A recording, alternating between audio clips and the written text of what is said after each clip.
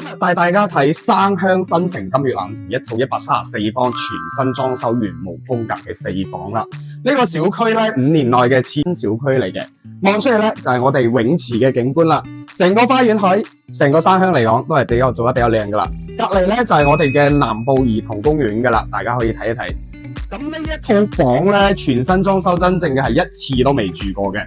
南北通透，北面嘅話咧係睇我哋景怡新村同埋屏東俱樂部嘅，包括佢嘅廚房啊各方面都做得比較大嘅，而且總價嘅話咧100個出頭你又可以攞低啦。呢一種風格係唔係你中意嘅咧？接落嚟我同攝影師會帶大家睇下我哋嘅房間。咁房間真係比較有特點噶啦，而且都比較大。呢一間咧係客房嚟嘅，望出去咧成個山景別墅景觀都喺眼前嘅。呢邊咧係我哋嘅公共衛生間，都唔細噶，使用率好 OK。呢度咧仲有一間兒童房，望翻我哋花影景觀嘅。即係我帶大家睇下我哋嘅主人房啦。哇，主人房景觀仲靚，望出去成個別墅景觀都喺眼前嘅。而且嘅話咧咁大個房間完全夠用，包括咧佢有獨立嘅衛生間啦。然之後咧仲有一間房咧係喺入門嘅位置，嚟先我哋過去展示一下。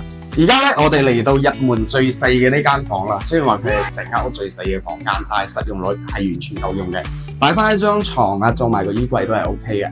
咁有興趣嘅朋友嘅話，可以約我隨時睇樓嘅。